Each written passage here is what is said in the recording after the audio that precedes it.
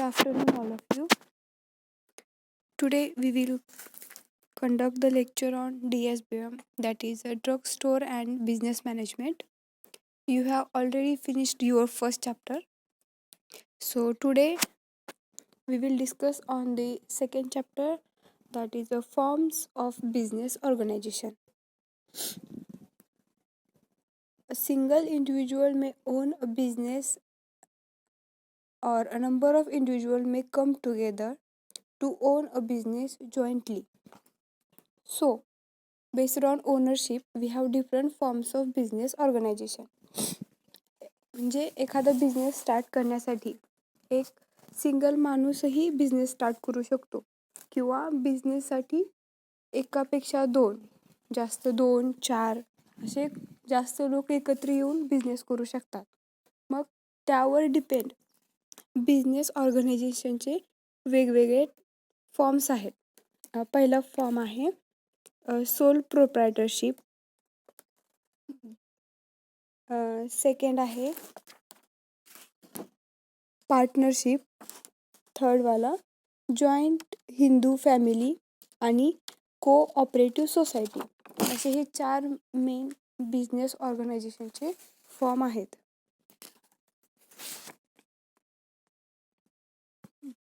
आता for example आपल्याला एक बिझनेस स्टार्ट करायचा आहे. त्याच्यासाठी आपल्याला काय लागेल? प्लेस लागेल, त्यानंतर मनी, मटेरियल, मशीन्स, टेक्नॉलॉजी या सर्व गोष्टींची आपल्याला रिक्वायरमेंट आहे. फॉर एक्झाम्पल जर आपल्याला एखादं राईस मिल स्टार्ट करायचं असेल तर आपल्याला त्याच्यासाठी काय लागणार?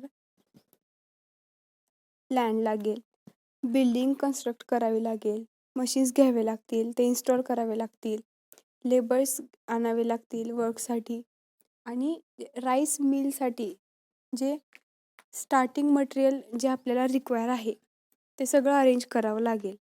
मग एखादा बिझनेस स्टार्ट करण्यासाठी या सर्व गोष्टींची आपल्याला गरज असते. मग जसं आधी आपण डिस्कस केलं की बिझनेस ऑर्गनायझेशनचे 4 टाईप्स आहेत.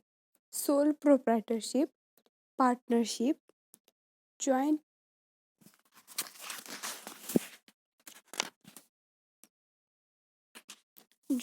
हिंदू फॅमिली आणि कोऑपरेटिव्ह सोसायटी. हे 4 फॉर्म्स आहेत बिझनेस ऑर्गनायझेशनचे. आता हे 1 बाय 1 आपण डिटेलमध्ये डिस्कस करू. फर्स्ट फॉर्म आहे सोल प्रोप्रायटरशिप. सोल म्हणजे काय? सिंगल. प्रोप्रायटरशिप म्हणजे ओनरशिप, म्हणजे सिंगल ओनरशिप असलेलं. म्हणजे फॉर एक्झाम्पल एखादं ग्रोसरी शॉप म्हणजे किराणा मालाचं दुकान, त्याचा ओनर कोण असतो? एक सिंगल माणूस असतो, एकटाच. फॉर एक्झाम्पल एखादा माणूस आहे XYZ, त्याचं एक ग्रोसरी शॉप आहे. मग त्याच्यामध्ये काय ठेवणार? तो कुठून आणणार, कसं आणणार, किती रिक्वायरमेंट आहे, हे सगळं तो एकटा डिसाईड करतो. याला म्हणायचं सोल प्रोप्रायटरशिप. इथं त्यांनी एक्झाम्पल दिले गोपाळचं. आता डेफिनेशन बघूया आपण सोल प्रोप्रायटरशिपची. H.L. हॅन्सन काय according to him a type of business until where one person is solely responsible for providing the capital and bearing the risk of the enterprises and for the management of the business. Thus, sole proprietorship form of business organization refers to business enterprises exclusively owned, managed and controlled by a single person with all authority, responsibility and risk. म्हणजे काय? Soul प्रोप्रायटरशिप म्हणजे मध्ये single माणूस त्या बिझनेसचा owner असतो. मग त्याच्यामध्ये profit झालं, लॉस झालं, काय रिस्क असेल किंवा सगळे ऑथॉरिटी त्या माणसाकडे असतात, एका सिंगल माणसाकडे. आता याचे कॅरेक्टरिस्टिक काय आहेत सोल प्रोप्रायटरशिपचे? First one is single ownership. म्हणजे business organization has single owner. त्याचा ओनर हा एकच असतो आणि त्याला जे रिक्वायरमेंट आहेत, सगळे रिसोर्सेस आहेत, तो स्वतः एकटा डिसाईड करतो. No separation of ownership and management. The owner himself or herself manage the business as per his or her own skill and intelligence. There is no separation of ownership and management as is the case with company form of business organization. कंपनीसारखं 2 किंवा त्याच्यापेक्षा जास्त माणसं नसतात management करण्यासाठी. इथं फक्त एक single असतो, तो सगळं मॅनेज करतो. Less legal formality. बाकी बिझनेस ऑर्गनायझेशनच्या फॉर्मच्या मानाने सोल प्रोप्रायटरमध्ये लिगल फॉर्मॅलिटीज जास्त नसतात. No separate entity. The business unit does not have an entity separate from owner. The businessman and business enterprises are one and the same, and the businessman is responsible for everything that happens to his business unit. No separate entity म्हणजे कोणाला sharing वगैरे दुसऱ्या कोणाला नाही करता येणार. तो जे काही त्या बिझनेसमध्ये होईल तो एकटा बिझनेसमॅन त्याच्यासाठी रिस्पॉन्सिबल असतो. No sharing of profit and loss. बिझनेसमध्ये प्रॉफिट झालं किंवा लॉस झालं तर तो एकटा बिझनेसमॅन त्याच्यासाठी रिस्पॉन्सिबल असणार. अनलिमिटेड लायबिलिटी म्हणजे तो कधीपर्यंत बिझनेस रन करू शकतो, जोपर्यंत तो आहे स्वतः तोपर्यंत, तो मरेपर्यंत तो त्याचा बिझनेस रन करू शकतो. One man control. The controlling power of the proprietorship business always remains with his owner. म्हणजे त्याच्या बिझनेसचा कंट्रोल त्याच्याकडेच राहणार जोपर्यंत तो बिझनेस चालवतोय तोपर्यंत. हे झाले त्याचे कॅरेक्टरिस्टिक्स. आता नेक्स्ट आहेत त्याचे मेरिट्स काय आहेत ते बघूया. Easy to form and wind up. बाकी बिझनेस फॉर्मच्या तुलनेमध्ये सोल प्रोप्रायटरशिप हे इझी आहे. Quick decision and prompt action. तर सोल प्रोप्रायटरशिपमध्ये एकटाच माणूस आहे जो त्याच्या बिझनेससाठी रिस्पॉन्सिबल आहे, त्यामुळे तो पाहिजे ते डिसिजन क्विक घेऊ शकतो आणि लगेच त्याच्यावर ॲक्शनही घेऊ शकतो. Then direct motivation. In sole proprietorship form of business organization, the entire profit of the business go to owner. This motivates the proprietorship to work hard and run business efficiently. आता या बिझनेसमध्ये जे काही प्रॉफिट होईल ते फक्त त्या एका ओनरला जाणार. ते जास्त प्रॉफिट झाल्यामुळे ते ओनर आणखी मोटिवेट होतात आणि आणखी हार्डवर्क करतात. Flexibility in the operation. It is very easy to effect change as per requirement of the business. The expansion of a curtailment of a business activity does not require many formality as in case of other forms of business organization. बाकी business organization सारखं याच्यामध्ये जास्त formality वगैरे करण्याची गरज नाही. Maintenance of business secrets. तर ह्या बिझनेस ऑर्गनायझेशनमध्ये बिझनेसमॅन एकटा असल्यामुळे त्या बिझनेसचे सिक्रेट तो स्वतःपुरते मर्यादित म्हणजे स्वतःपुरते सिक्रेट्स ठेवू शकतो तो. Personal touch. Since the proprietor himself handle everything relating to the business it is easy to maintain good personal contact with the customer and employee.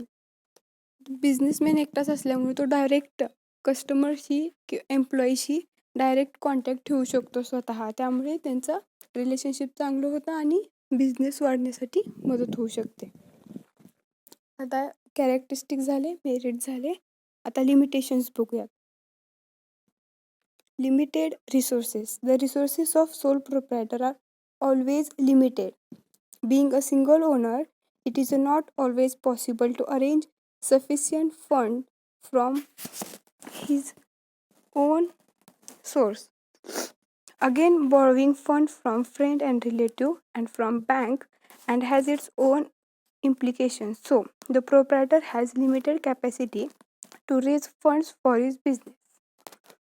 Second one is lack of continuity. Continuity of the business is linked with the life of proprietor. Illness, death, or insolvency of a proprietor can lead to closure of the business. Thus, continuity of business is uncertain. Third one is unlimited liability. In the eyes of law, the proprietor and business are one and the same. So, personal property of the owner can also use it to meet the business obligation and debts. No suitable for large scale operation. Since the resources and managerial ability is limited, sole proprietorship form of business organization is not suitable for large scale business and limited managerial expertise. A sole proprietorship form of business organization always suffers from lack of managerial expertise. A single person may not be an expert in all fields like purchasing, selling, and financing. आता formation of sole proprietorship form of business organization.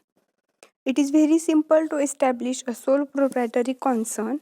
Any person who is willing to start a business and has a necessary resources can set up this form of business organization.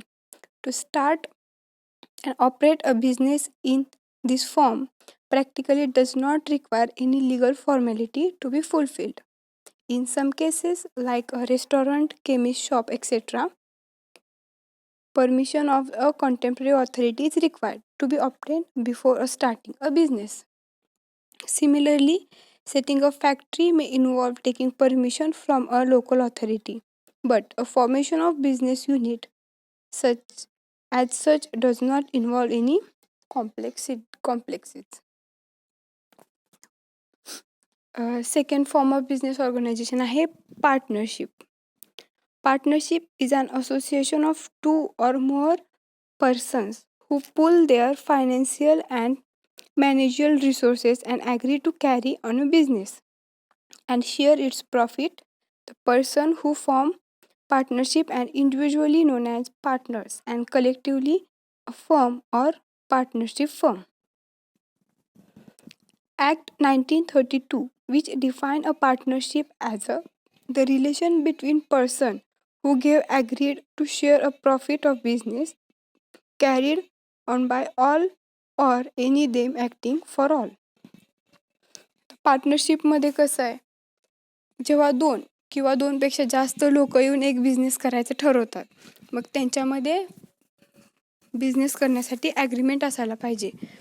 कमीत कमी 2 आणि banking फर्मसाठी 10 आणि other business फर्मसाठी 20 असे partners require आहेत partnership बिझनेससाठी. आता याचे कॅरेक्टरिस्टिक काय आहेत? 2 or more person.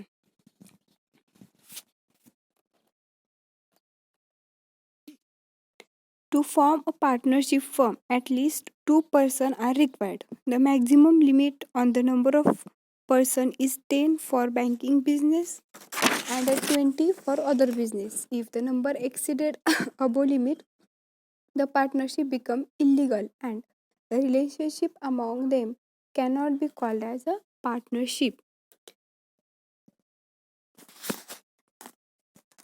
Then a second characteristic is contractual relationship.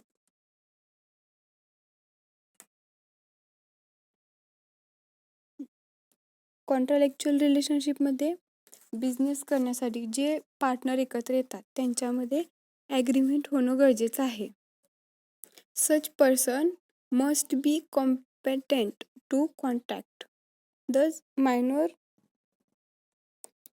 लोनेट्स and insolvent person are not eligible to become a partners. Okay. Sharing profit and business म्हणजे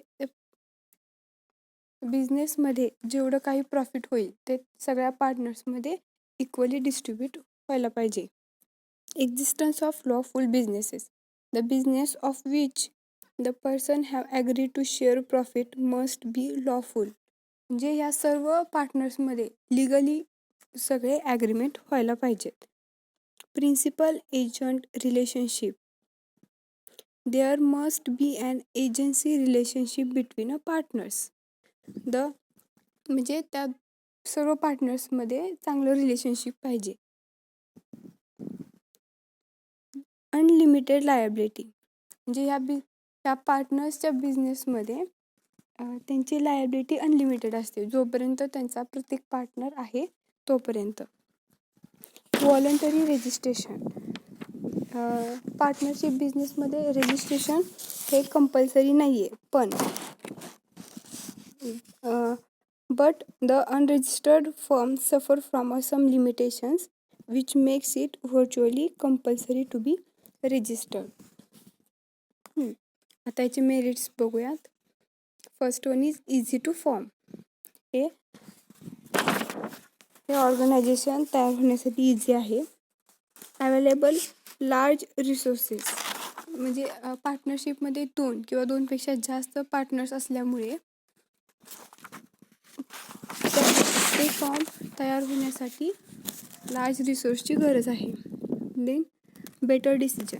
एकापेक्षा जास्त लोक असल्यामुळे एक चांगलं डिसिजन घेण्यासाठी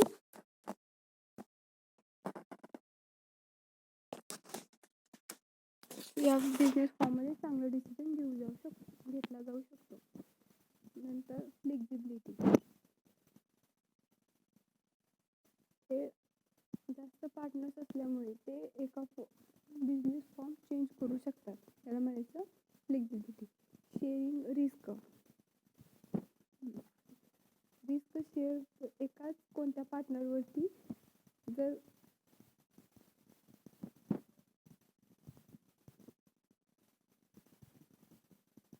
बिझनेसमध्ये लॉस झाला तर एकाच कोणत्या बिझनेसमॅनवरती याचा इफेक्ट पडत नाही. जेवढा काही लॉस झाला आहे तो पूर्ण त्या पार्टनरशिपमध्ये शेअर होतो. Keen interest. Since partner share a profit and bear losses, they can keen interest in the affair and of the business.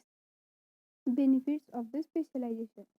Benefits of the स्पेशलायझेशनमध्ये आपल्याला एक्झाम्पल सांगता येईल की हॉस्पिटल, वेगवेगळ्या स्पेशालिस्ट डॉक्टर्स ते एकत्र येऊन एक हॉस्पिटल ओपन करू शकतात.